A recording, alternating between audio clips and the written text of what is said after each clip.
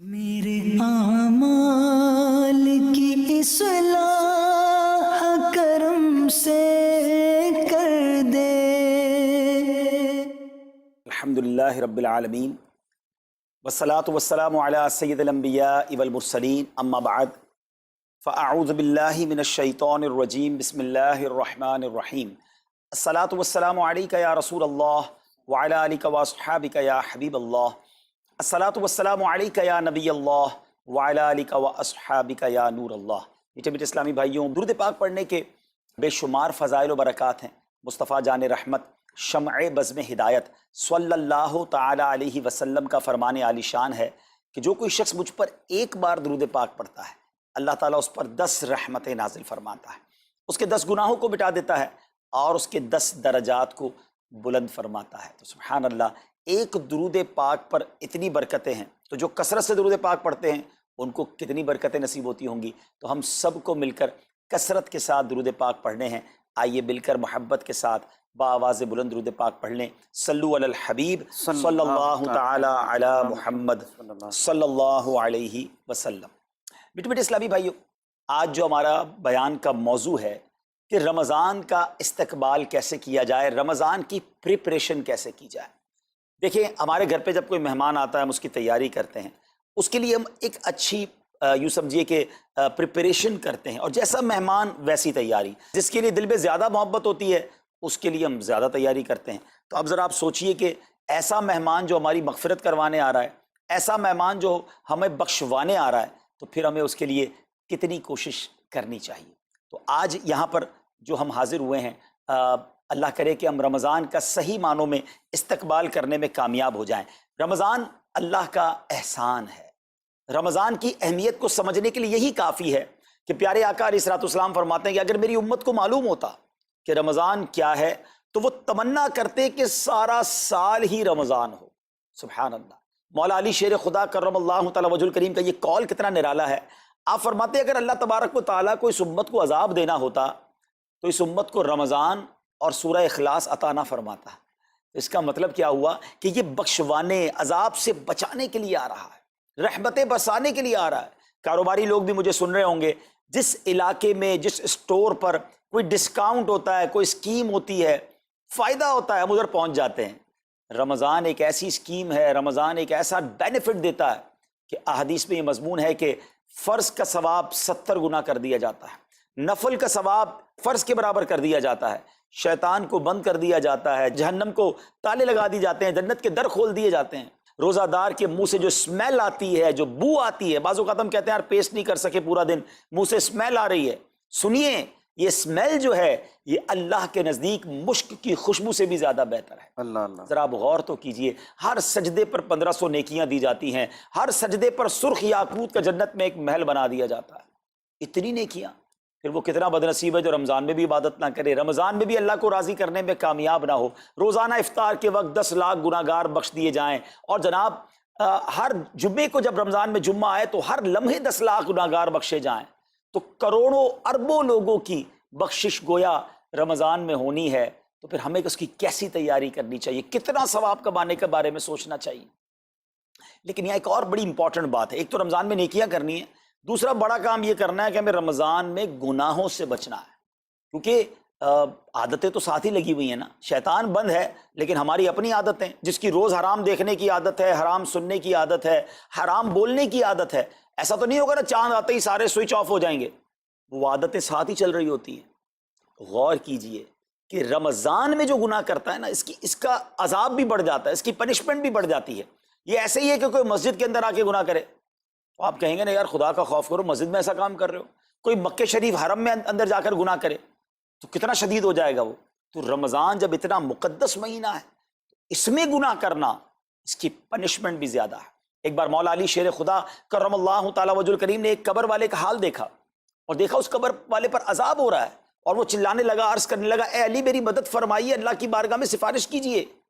مولا علی شیر خدا نے ہاتھ اٹھائے کہ اے مولا اسے بخش دے۔ ارشاد ہوا اے علی اس کی سفارش نہ کریں۔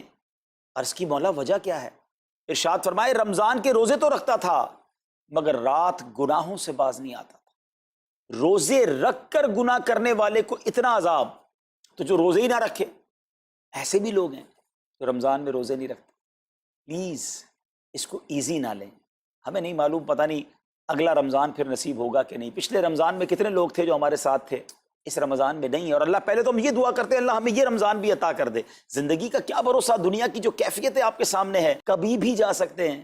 تو پھر اس رمضان کو تو سمجھ لیں بس ایک موقع بنا دیں، لائف چینجنگ ایکسپیرینس بنا دیں کہ بس اس میں عبادت کرنی ہے، اس میں خوب سجدے کرنے ہیں، اس میں روزے رکھنے ہیں، اس میں تراویح پڑھنی ہے، اس میں گناہ نہیں کرنے ہیں. اور آئیے میں آپ کو بتاتا ہوں کہ نبی پاک صلی اللہ تعالیٰ علیہ وسلم رمضان کیسے گزارتے تھے. ایک مسلمان کے لیے اس سے بہترین رول ماڈل کیا ہوگا کہ رمضان میرے آقا کیسے گزارتے. تو مختلف احادیث کا جو سمری ہے وہ یہ ہے کہ نبی پاک علیہ الصلوۃ والسلام عبادت میں کمر بستہ ہو جاتے، بستر پر کم تشریف لاتے. بی بی عائشہ فرماتی ہیں کہ نبی پاک کے چہرے کا رنگ بدل جاتا تھا، متغیر ہو جاتا. کیوں؟ کہ نبی پاک پر خوف خدا طاری ہوتا. آپ گر گڑاتے، آپ رات بھر التجائیں کرتے. میرے آقا رو رو کر دعاؤں میں رمضان گزارے، چہرے کا رنگ بدل جائے. اور یہاں کچھ لوگ تو وہ ہیں کہ جن کا وزن ہی بڑھ جاتا ہے رمضان میں. اتنا کھانا کھانا ہے، سحری میں زیادہ کھانا ہے کہ سارا دن بھوکا رہنا ہے، افطار میں اس لیے زیادہ کھانا ہے کہ پورا دن بھوکا رہے تھے، پھر رات کو 2-3 بار مزید کھانا ہے کیونکہ کل روزہ رکھنا ہے. تو رمضان فوڈ فیسٹیول نہیں ہے، رمضان عبادت کے لیے آیا ہے. لوگ تیاری کر رہے ہوں گے بھی رمضان کی، وہ کیا کر رہے ہوں گے کہ افطار میں کیا پکانا ہے، سحری میں کیا پکانا ہے، کون سا آئٹم شارٹ ہے.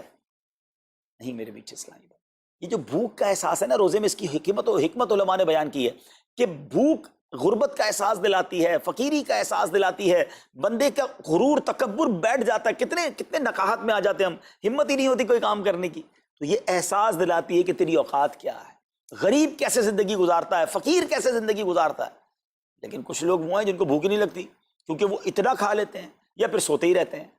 روزے کی حکمت یہ نہیں ہے. نبی پاک آنسو بہاتے تھے، آقا کا چہرے کا رنگ بدل جاتا. اور پھر بتایا کہ رمضان میں جب جبریل امین نبی پاک علیہ الصلوۃ والسلام کے پاس آتے تو آقا علیہ الصلوۃ والسلام ان کے ساتھ قرآن پاک کا دور فرماتے. اور پھر ایک اور نبی پاک کا خوبصورت انداز کہ پیارے آقا ویسے تو سب سے بڑھ کر سخی ہیں، مگر جب رمضان آتا تو نبی پاک کا دریائے سخاوت ایسے بہتا تھا جیسے تیز آندھی، بلکہ اس سے بھی زیادہ. اللہ اللہ. یہ 3-4 چیزیں آپ نے میں نے پکڑ لینی ہیں. آقا علیہ الصلوۃ والسلام کے پیچھے پیچھے جانا ہے نا جنت میں، ہم نے بھی یہ کام کرنا ہے. یہ راتیں مانگنے کی راتیں ہیں، التجا کرنے کی راتیں ہیں، سجدے کرنے کی راتیں ہیں. ہمیں تہجد بھی پڑھنی ہے، ہمیں انشاءاللہ نوافل بھی پڑھنے ہیں. اور کم از کم قرآن ایک بار تو پورا انڈرسٹینڈ تو کریں نا. تلاوت، ترجمہ، تفسیر کب کریں گے؟ بڑی بڑی ڈگریاں ہیں، بڑے بڑے پاسپورٹ اور جناب بہت سارا سرمایہ ہے، مگر ایک بار بھی قرآن پورا ترجمے اور تفسیر سے نہیں پڑھا ہوگا. بہت سارے لوگ ایسے ہیں. ذرا سوچئے نا. اچھا یہ مہینہ نزول قرآن کا مہینہ ہے، رمضان، اور قرآن کو جو خاص نسبت حاصل ہے نا، تو اس مہینے میں قرآن کو پکڑ لیں. ہائے ہائے، اللہ کرے رمضان قرآن کے ساتھ گزرے، ہماری صبح قرآن کے ساتھ ہو، ہماری شام قرآن کے ساتھ ہو، ہم قرآن سمجھنے والے بن جائیں. اچھا میں ایک اور بات بتاؤں آپ کو، مہینہ کتنا پیارا. صرف اس مہینے میں قرآن نازل نہیں ہوا، باقی بھی جو 3 آسمانی کتابیں ہیں نا، زبور، انجیل، توریت، یہ بھی رمضان میں ہی نازل ہوئی ہیں. اللہ کریم نے ان تمام مبارک کتابوں کو نازل کرنے کے لیے رمضان کا مہینہ منتخب فرمایا. اتنا مبارک مہینہ ہے تو ہمیں خوب اس میں تلاوت قرآن کرنی. اور اب دعوت اسلامی نے کتنا آسان کر دیا، تفسیر قرآن عطا فرما دی، صراط الجنان آسان اردو میں، اور پھر جناب اس کو اپلیکیشن پر بھی دے دیا، اس کے PDF بھی جاری کر دیے، ڈاؤن لوڈ کر لیں موبائل میں. اب تو آڈیو تفسیر قرآن بھی آپ کو دے دی. اگر پھر بھی سنیں نہ، پڑھیں نہ، قرآن سے دور رہیں تو یہ ٹھیک نہیں ہے. پلیز اس رمضان کو قرآن کے ساتھ گزاری. اور پھر جو نبی پاک کا یہ جو سخاوت والا انداز ہے نا، صدقہ و خیرات کرنا، ہر سائل کو عطا فرماتے، تو یہ بھی ہمارا ایٹیٹیوڈ ہونا چاہیے کہ خوب دل کھول کر خرچ کریں. سب سے پہلے اپنی پوری زکوٰۃ ادا کریں. یہ اتنی بڑی اب بدقسمتی ہوتی جا رہی ہے. ایسا فیل ہوتا ہے دنیا بھر کے تاجران اور لوگوں سے جب ہم ملتے ہیں کہ جس طرح رمضان کے علاوہ بہت تھوڑی تعداد میں مسلمان نماز پڑھتے ہیں نا 5 ٹائم، ایسا لگتا ہے اب زکوٰۃ بھی بہت کم لوگ ہی دیتے ہیں، پوری زکوٰۃ نہیں دیتے، اندازے سے نکال دی، کیلکولیشن کرتے نہیں ہیں. اور یہ بھی فیلنگز آتی ہیں کہ زکوٰۃ جتنی بڑھتی جاتی ہے نا، ہزاروں میں جس کی زکوٰۃ ہے وہ دے دیتا ہے، لاکھوں والا بھی شاید دے دیتا ہے، لیکن جب زکوٰۃ ہی کروڑوں میں پہنچ جاتی ہے نا تو پھر یہ دل پر بھار پڑنا لگ جاتا ہے، ڈیفیکلٹ لگنا شروع ہو جاتی ہے. بندہ یہ کیوں نہیں سوچتا کہ اگر اللہ پاک نے مجھ پر لاکھوں میں زکوٰۃ ہے تو اللہ نے کروڑوں دیے تو لاکھوں میں زکوٰۃ ہے نا. اگر کروڑوں میں زکوٰۃ ہے تو اربوں ہیں تو کروڑوں میں زکوٰۃ ہے نا. زکوٰۃ کتنی ہے؟ ضروریات زندگی کی تمام چیزوں سے فارغ ہونے کے بعد جو مال تجارت، سونا چاندی، کیش یا پرائز بانڈ، یہ جو اس کی تفصیلات ہیں، اس پر 2.5% ہے. میں ایک اور لاجک سے آپ کو بات سمجھاؤں. اگر اس لاجک سے سمجھیں تو زکوٰۃ تو 1-1.5% بنتی ہے. وہ کیسے؟ ہم سب کے گھر نکل گئے، اس پہ زکوٰۃ نہیں ہے. ہماری گاڑیاں نکل گئیں، اس پہ زکوٰۃ نہیں ہے. جن کی فیکٹریاں ہیں وہ فیکٹریاں بھی مائنس کر دی گئیں. جن کی دکانیں ہیں وہ دکانیں بھی مائنس ہو گئیں. اچھا جناب، اس کے علاوہ اگر کرائے پہ کچھ پراپرٹی دی ہوئی ہے اس پر زکوٰۃ نہیں ہے. اگر ان سب پر زکوٰۃ ہوتی، یعنی جو کچھ میرے پاس ہے ان سب پر ہوتی، تو کتنی زیادہ ہو جاتی. اور اتنی ساری چیزیں نکل گئیں تو پھر تو اگر ٹوٹل پر لگائیں تو 1-1.5% ہی بنتا ہے. تو اب جب سب کچھ نکالنے کے بعد تھوڑے سے مال پر 2.5% ہے اور بھی سال میں ایک بار ہے، تو اس کو بھاری نہ سمجھیں. یہ بربادی ہے جو زکوٰۃ نہیں دیتے. یاد رکھیے گا، حدیث پاک کا مضمون ہے کہ یہ مال کا میل ہے، جس مال سے مل جائے اس مال کو بھی برباد کر دیتا ہے. بربادیاں آتی ہیں، بے سکونیاں آتی ہیں، بیماریاں آتی ہیں. اور آگے جو دے دیتا ہے سبحان اللہ، اس کے بارے میں حدیث پاک میں آتا ہے کہ اپنی زکوٰۃ دے کر اپنے مالوں کو مضبوط قلعوں میں قید کر لو، اپنے مال کو سیکیور کریں. لوگ کہتے ہیں انشورنس ہونی چاہیے، آگ نہ لگ جائے، چوری نہ ہو جائے، ڈوب نہ جائے. اللہ کے حبیب علیہ الصلوۃ والسلام فرماتے ہیں، جس کا مضمون ہے کہ جب بندہ اللہ کی راہ میں خرچ کرتا ہے نا، تو وہ صدقہ بندے کے ہاتھ سے نکل کر اللہ کے دستے قدرت میں چلا جاتا ہے. اور اللہ کریم تمہارے صدقوں کو پالتا ہے جس طرح تم اپنے جانور کے بچوں کو پالتے ہو. بچہ ہوتا ہے نا جانور کا، بڑا ہو جاتا ہے. فرمایا بندہ کھجور کا صدقہ دے گا، اللہ پہاڑ جتنا عطا فرمائے گا. اس دن بھی ملے گا اور ملٹیپلائی ہو کر ملے گا. اچھا، جو ادھر خرچ کیا ادھر کیا ملے گا؟ ادھر بھی نبی پاک علیہ الصلوۃ والسلام فرماتے ہیں، جس کا مضمون ہے میں قسم کھا کر کہتا ہوں، یعنی نبی پاک تو جو فرمائے حق ہے. اس حدیث میں تو آقا علیہ الصلوۃ والسلام قسم اٹھا رہے ہیں کہ میں قسم کھا کر کہتا ہوں کہ اللہ کی راہ میں خرچ کرنے سے مال کم نہیں ہوتا. نہ ادھر کم ہونا ہے اور ادھر بھی ملنا ہے، تو پھر تو سودا اب کتنا نفع والا ہے. اور یہ آپ چیک کر لیں، پوری دنیا میں جہاں مجھے سنا جا رہا ہے کہ جو لوگ پوری زکوٰۃ دیتے ہیں نا، ان کا مال ملٹیپلائی ہوتا ہے. اگلے سال زیادہ زکوٰۃ دے رہے ہوتے ہیں. زیادہ زکوٰۃ کیسے ہو گئی؟ کیونکہ مال بھی بڑھ گیا. تو ادھر بھی بینیفٹ ہے، ادھر بھی بینیفٹ ہے، نقصان کا سودا ہی نہیں ہے. پھر چاہتے ہو بلاؤں سے بچ جائیں، تو روایتوں کا مضمون ہے کہ صدقہ بلا اور بندے کے بیچ میں آ جاتا ہے. بلا اترتی ہے، صدقہ روک لیتا ہے، لڑائی کرتا ہے اس سے، اور بندے پر بلائیں اور پرابلمز اور ڈیفیکلٹیز آنے سے اسے روکتا ہے. تو اگر چاہتے ہیں کہ برائیوں کے دروازے بند رہیں، چاہتے ہیں کہ بری موت سے بچیں، چاہتے ہیں کہ رزق میں اضافہ ہو، چاہتے ہیں کہ بلاؤں سے بچیں، ادھر بھی مال میں اضافہ ہو، ادھر بھی خزانے ملیں، تو اللہ کی راہ میں دل کھول کر خرچ کریں. اور یہ مہینہ it's the right month for generosity.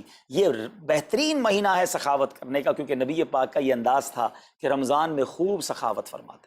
تو غریبوں کی مدد کریں، ایسی مدد کریں کہ چہروں پہ مسکراہٹیں آ جائیں، لوگوں کے دسترخوان اچھے ہو جائیں، ان کے گھروں میں بھی کچھ اچھے کھانے پہنچ جائیں. اور اس میں سب سے بہترین طریقہ یہ ہے کہ اپنے غریب رشتہ داروں کو آپ مدد کریں. اگر وہ مستحق ہے نا زکوٰۃ کے، تو حق ہے کہ سب سے پہلے اپنے غریب رشتہ داروں کو دیں.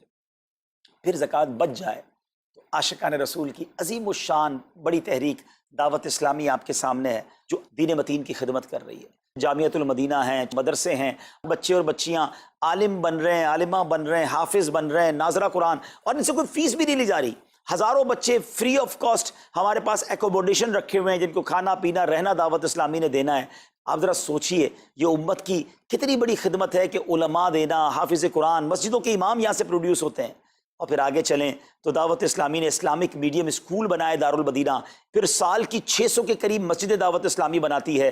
میڈیا کے ذریعے جو بے حیائی پھیلائی جا رہی تھی، تو مدنی چینل اردو، پھر مدنی چینل انگلش، پھر مدنی چینل بنگلہ. اب بچے مذہبی پروگرام اتنا غور سے نہیں دیکھتے تھے، وہ اپنے بچوں کے آئٹمز دیکھنا چاہتے تھے.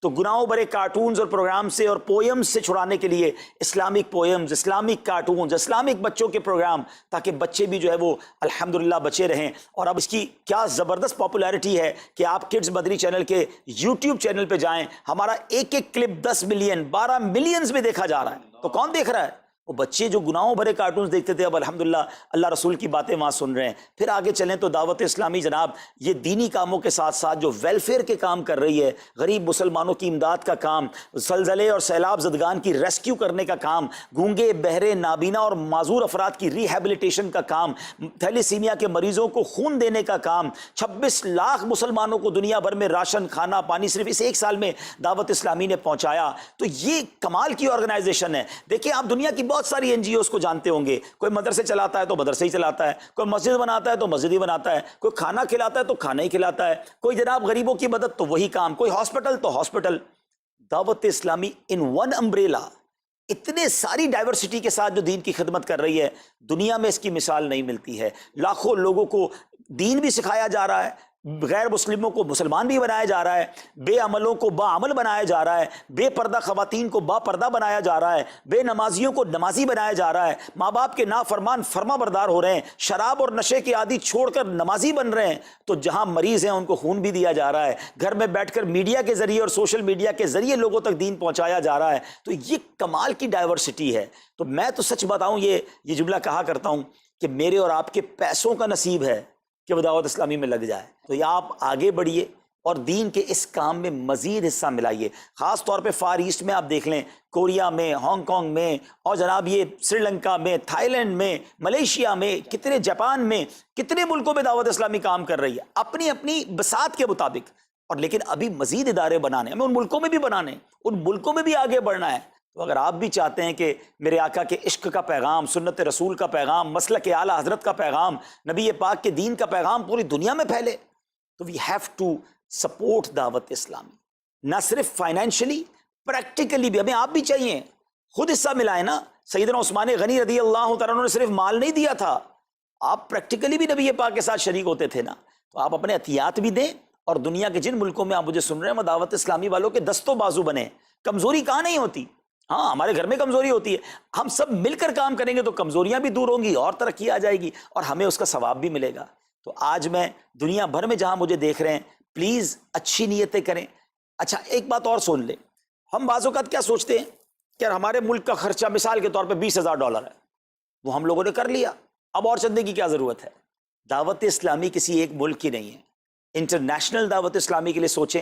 دنیا میں جہاں بھی دین کا کام ہو رہا ہے وہ میرا ہے، یہ میں اپنے ملک اور اپنی سٹی کے بارے میں سوچوں گا تو شاید میں بڑا کام نہ کر سکوں۔ آپ کو تو موقع مل رہا ہے انٹرنیشنلی مدنی کاموں میں اپنا حصہ ملائیں، تو دعوت اسلامی کو دل کھول کر سپورٹ کریں۔ ہم انشاءاللہ جتنے عطیات بڑھیں گے انشاءاللہ مزید مدنی کام بڑھانے کا ارادہ رکھتے ہیں۔ اللہ کریم اپنی بارگاہ میں ہم سب کا جمع ہونا قبول فرمائے اور دل کھول کر خرچ کرنا نصیب فرمائے، اور اس رمضان کو ہماری مغفرت کا ذریعہ بنا دے۔ اس رمضان کو نبی پاک علیہ الصلوۃ والسلام کے نقش قدم کے مطابق چل کر گزارنے کی توفیق عطا فرمائے۔ صلو علی الحبیب صلی اللہ تعالی علی محمد صلی اللہ علیہ وسلم۔ میرے اعمال کی اصلاح کرم سے